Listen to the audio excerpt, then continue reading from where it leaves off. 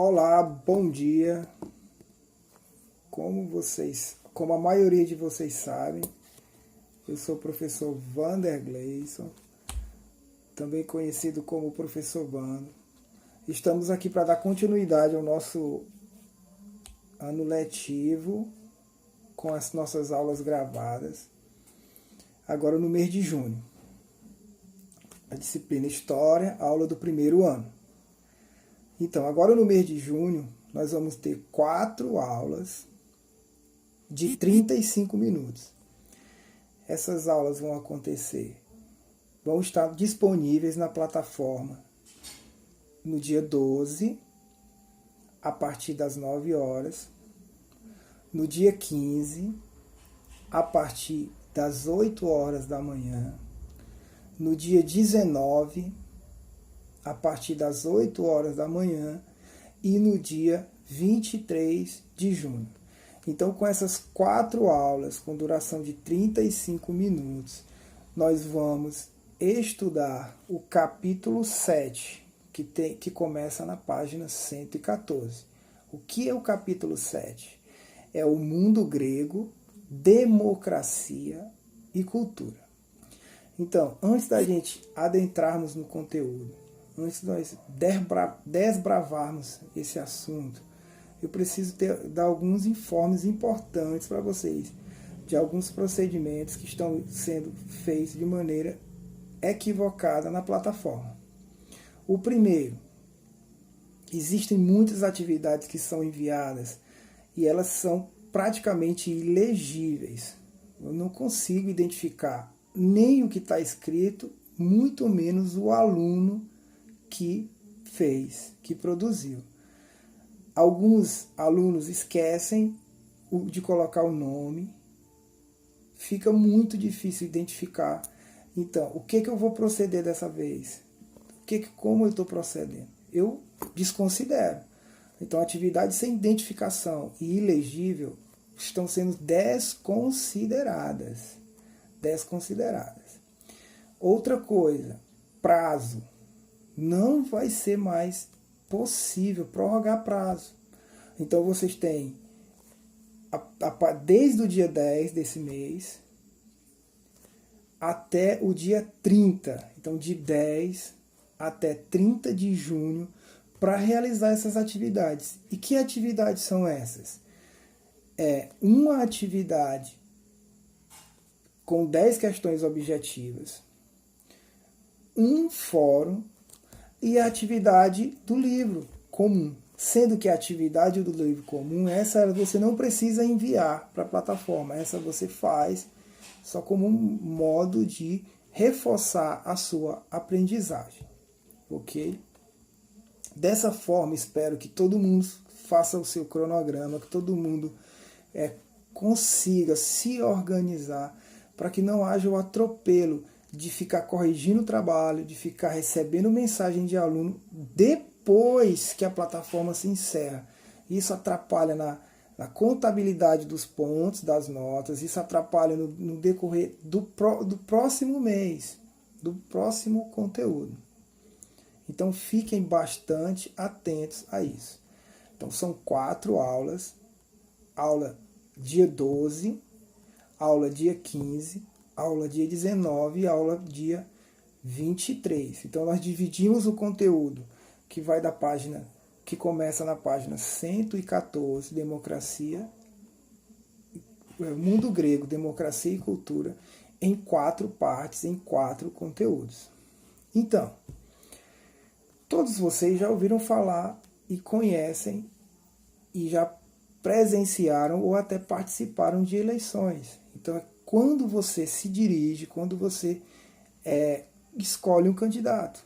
Então, quando você vota no presidente, no deputado, no vereador, no prefeito, no governador, isso é democracia. E essa democracia, esse modo como se pratica e se faz a escolha dos seus representantes, isso foi inventado na Grécia antiga, como nós vamos perceber. Porém, era de uma forma diferente da que é praticada hoje. Algumas coisas merecem ser destacadas nessas diferenças. A princípio, o que vocês têm que interiorizar é a diferença básica, onde na Grécia Antiga existia a democracia participativa, onde cada cidadão ele ia e expunha a sua vontade, o seu desejo em um determinado momento.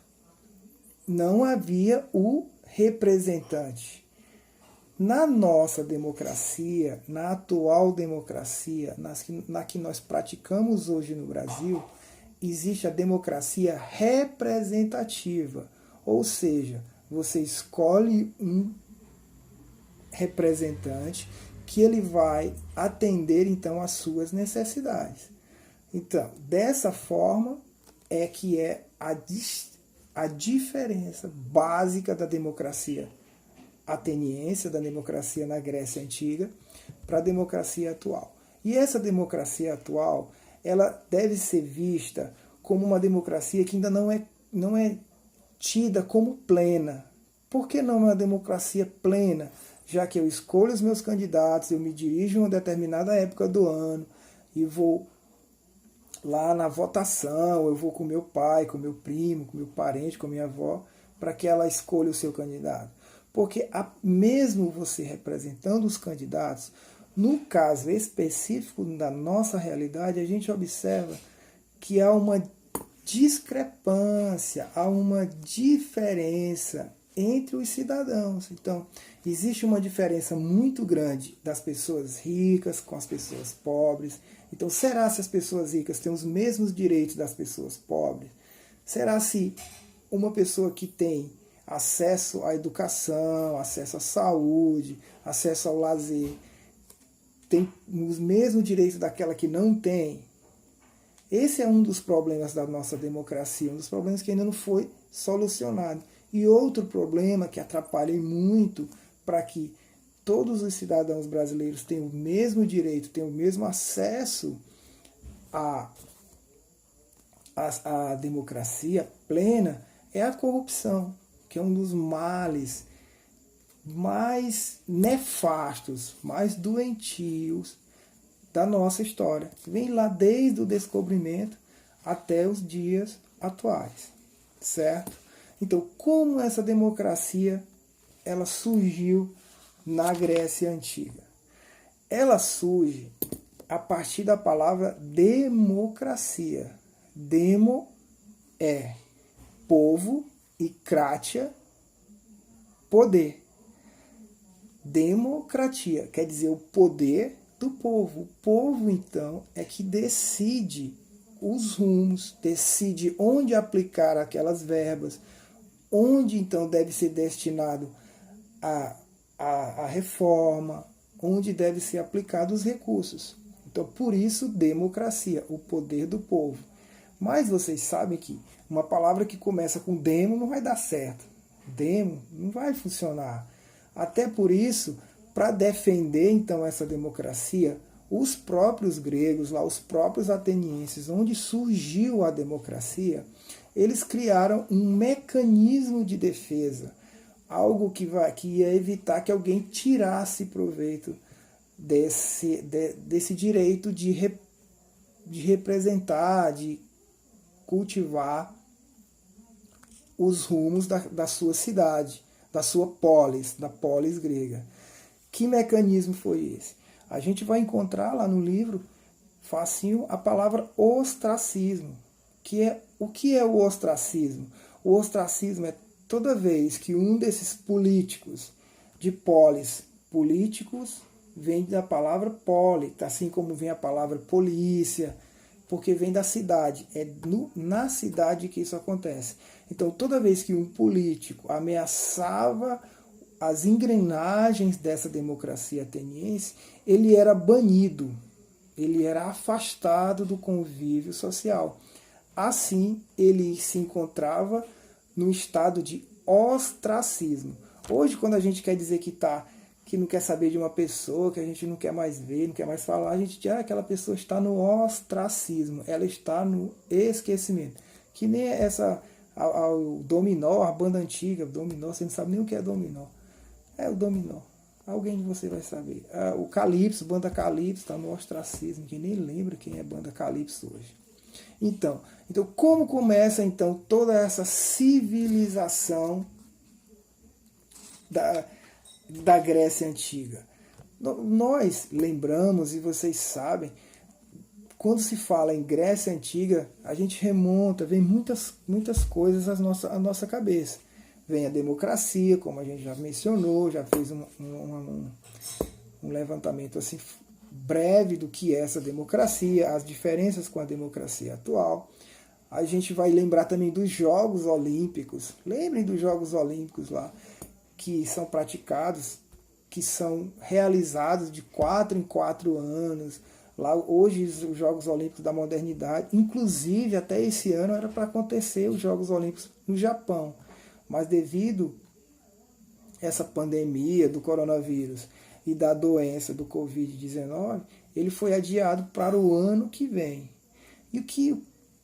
Como eram os Jogos Olímpicos? Os Jogos Olímpicos da Antiguidade eram feitos e eram realizados em homenagem a Zeus. Olha outra coisa que vocês já ouviram falar e que já sabem que é da Grécia Antiga. A mitologia grega. Zeus, Poseidon, entre outros deuses. A arte grega também é bastante mencionada, bastante valorizada, bastante vista ainda hoje. O teatro grego com as suas peças que ainda hoje são recontadas, ainda hoje elas são remontadas. Então, onde está situada a Grécia Antiga? Qual a localização da Grécia Antiga? A Grécia Antiga ela está localizada na Península Balcânica, lá numa região que fica entre a Ásia, que é conhecida como Ásia Menor, fica próximo da África, perto do Egito, e é formada por várias ilhas no mar Egeu. Dentre essas várias ilhas, a gente vai destacar aquela que vai dar início, que é a ilha de Creta. Na ilha de Creta, uma coisa que vocês já ouviram falar e talvez nem lembravam, ou talvez nem sabiam, nem conheciam, a história do Minotauro. Minotauro, que é uma lenda, um mito grego, que ele surgiu na ilha de Creta. Quem era o Minotauro?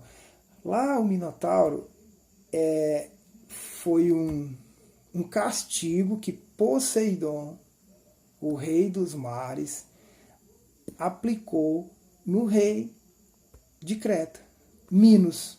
Que castigo foi esse? Minos queria ser rei da ilha de Creta. E para ele ser rei, ele pediu um grande favor a Poseidon, para ele se tornar rei, um grande presente. Poseidon fez o quê? Então ele deu um grande touro, muito bonito. Quando Poseidon tira dos mares, dá aquele touro bonito para o rei Minos fica tão admirado, ele fica tão enfeitiçado com a beleza daquele touro, que ele poupa, ele fica com pena de matar, porque ele tinha que sacrificar aquele touro. E pega outro touro e mata no lugar do rei, desse touro que Poseidon deu, querendo enganar um deus. Poseidon era um deus, descobriu e castigou então Minos, fazendo com que ele tivesse um filho que tivesse a cabeça de touro e o corpo de homem, o Minotauro. Quando esse filho do rei Minos nasce, Minos fica compadecido, fica com pena. O que ele faz? Não tem coragem de sacrificar. Ele cria então um labirinto embaixo do seu palácio e coloca o Minotauro para viver lá nos labirintos do Minotauro, na ilha de Creta. Aí vai ter a história que ele luta com a deusa Atenas, depois vai ter o Teseu que mata ele, mas isso aí é outra história. Então, só para vocês contextualizarem, só para vocês irem se lembrando das histórias que vocês já ouviram e que conta agora aquilo que nós vamos estudar. que são os fatos, os feitos que aconteceram na Grécia Antiga. Voltando então, à nossa aula parentética, voltando.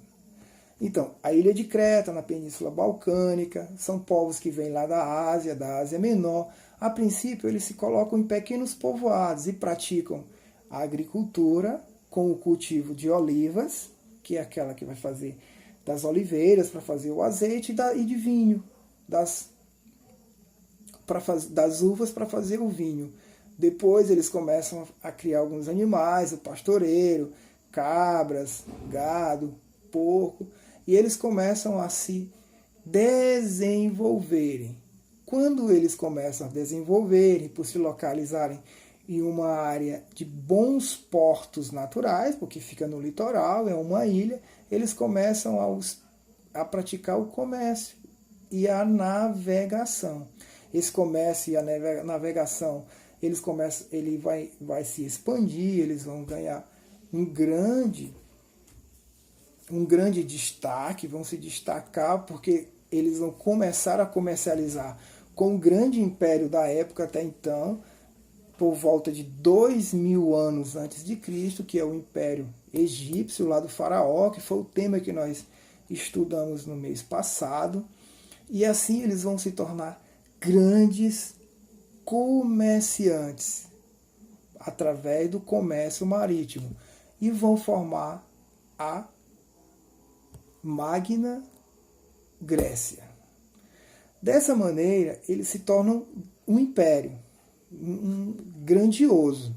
E esse império grandioso, podem acompanhar na página 115, onde a gente observa os palácios, a arte. A gente vai dar destaque para a formação das suas grandes primeiras cidades, que são as cidades de Festo, Malia, e Knossos, que são os povoados, as cidades que vão se tornar mais povoosas ali no Mar Egeu, como eu havia falado, por volta de 2000 anos antes de Cristo. Como era a sociedade cretense? A sociedade cretense era uma sociedade que era, como as outras sociedades da antiguidade, estratificada, dividida em classes, mas que tinha como representação do poder os palácios. O palácio era o principal centro de poder da sociedade cretense. Lá morava o rei, que tinha os poderes políticos e o poder religioso. Esses palácios, como vocês podem ver as ruínas aí do lado, na página 115, eram centros, eram onde aconteciam as cerimônias religiosas e era onde servia de armazéns para armazenamento das mercadorias. Assim, nesse palácio viviam o rei e a corte. E esse rei e essa corte, esses auxiliares do governo, os bajuladores do rei, eles viviam à custa do trabalho dos camponeses, do trabalho dos artesãos, do trabalho dos comerciantes. Como? Através do pagamento de tributos, o pagamento de impostos. Então, o recebimento desses impostos sustentava toda essa classe mais alta, a nobreza, sem fazer nada, só administrando.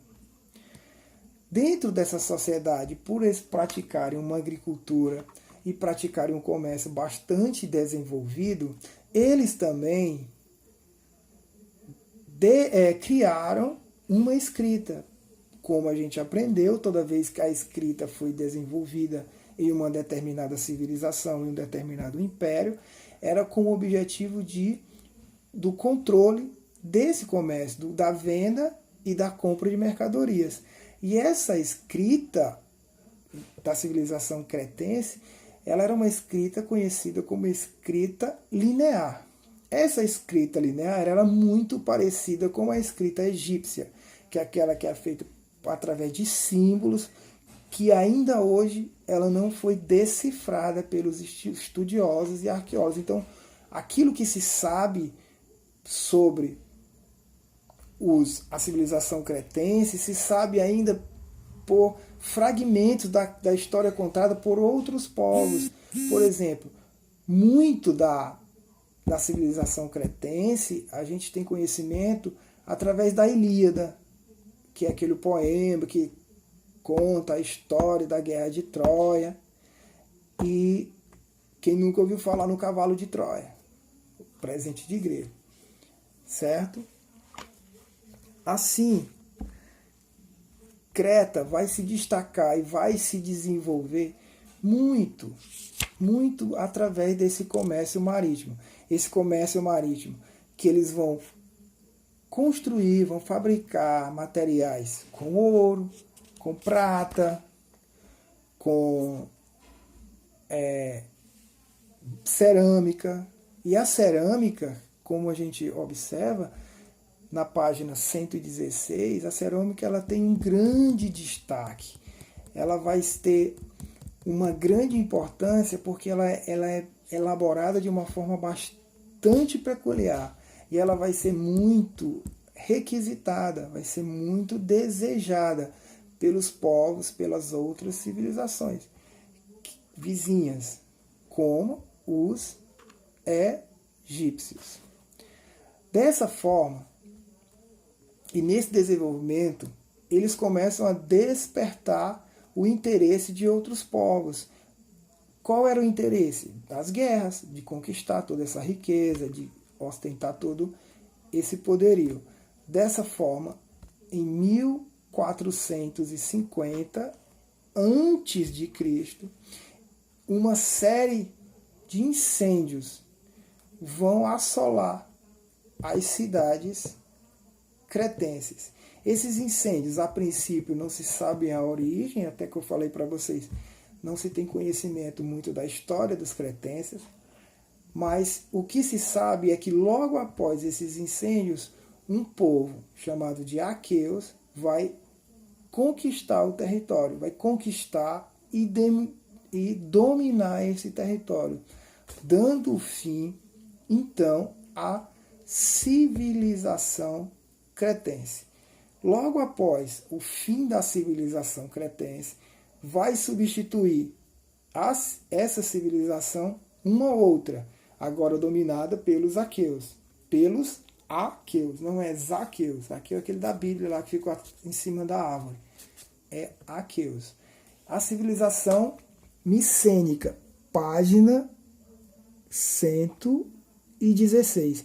A civilização micênica, ela vai aprimorar muitos dos conhecimentos que foram desenvolvidos, que foram aprimorados ao longo da história dos cretenses.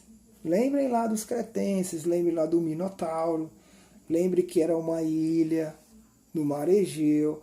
Essa ilha eles começaram com pequenos povoados, Knossos, Mália, e esses pequenos povoados eles começaram com a agricultura, lembrem, depois com a pecuária, e com o desenvolvimento, com o aumento desses centros populacionais, eles começaram a realizar o expansionismo, começaram a realizar e a praticar atividades comerciais marítimas com outros povos, principalmente os egípcios.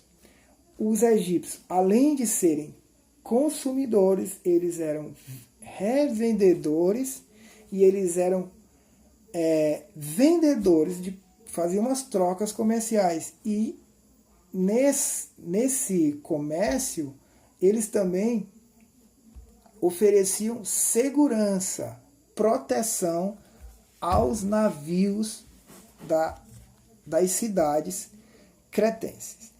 Então, dessa forma, transformados então, dominados pelos aqueus, eles vão agora pegar todos esses conhecimentos, todas essas habilidades e vão aperfeiçoá-las. Vão aperfeiçoar criando a partir da escrita linear uma nova escrita, agora um pouco um pouco mais fácil, de melhor compreensão, mas ainda não foi decifrada completamente. Eles vão desenvolver, começar a dar os primeiros passos, vão engatear na língua grega, e a partir do ano 1200, como vocês podem ver aí, eles foram também destruídos. Olha, 1200, 1450, 1200. A civilização micênica vai durar 250 anos. Não se sabe quem ocupou, quem dominou esses povos. O que se sabe é que eles vão deixar o litoral e vão começar a adentrar mais o interior da Grécia Antiga. Eles vão ser, de uma certa forma, dominados, vão ser, de uma certa forma, ocupados por 3 povos: os jônios, os eólios e os dórios. Jônio, eólios e dórios. Mas, um pouco mais adiante, a gente vai ver umas diferenças na forma da arquitetura, como eram construídos os templos, os palácios, e a forma como cada povo, eólicos, eólios, jônios e dórios, eles vão ser de fácil visualização. Pode até ser que caia alguma questão na prova sobre a arquitetura desses povos que vão dar início à origem da Grécia Antiga propriamente dita. Dessa maneira, eles vão começar então a sua diversificação do território, a sua ocupação no território, vão começar a criar diferenças culturais entre eles, e por um período de 300 anos eles vão ficar meio que esquecidos. O que se vai ter notícia, o que vai ter conhecimento, tanto da civilização cretense, como eu havia dito, como da civilização micênica, vai ser encontrado e vai ser repassado e reproduzido através dos poemas homéricos, que é a Ilíada, como eu falei para vocês, que narra a guerra de Troia, lá do Aquiles, da Helena, do Menelau, do cavalo de Troia, que vocês sabem muito bem da história. Quem não sabe, tem um filme muito bom, dá para assistir, Troia. E sobre a Odisseia, que é o retorno lá do Odisseu para a sua amada Penélope, certo? São poemas homéricos, são enormes, são poemas que contam os primórdios da civilização grega, o início da civilização grega. São muito, até de fácil compreensão, porém são muito extensos. Tem que ter muita paciência, certo? Assim, terminamos a nossa primeira aula sobre o início da civilização grega com o Império Cretense e a civilização micênica. Fizemos a comparação da democracia, alguns levantamentos históricos, alguns pontos diferentes, iguais, discordantes daquilo que é a democracia hoje, daquilo que foi a democracia que surgiu em Atenas, na Grécia Antiga. A gente fez o levantamento sobre as nossas aulas, sobre a disponibilidade dela na plataforma. A gente fez sobre o levantamento sobre os trabalhos que vão ser cobrados de vocês, que é uma atividade, um fórum. E lá na plataforma também tem uma videoaula também que você pode acompanhar, que você pode assistir e que pode diversificar o seu entendimento. Ok? Então espero que vocês estudem, espero que vocês não deixem os prazos expirarem, porque não vai ser permitido o prorrogamento. Ninguém vai prorrogar prazo. Sabe que tem até o dia 30 de junho para você entregar os trabalhos, certo? Tchau, até a próxima aula.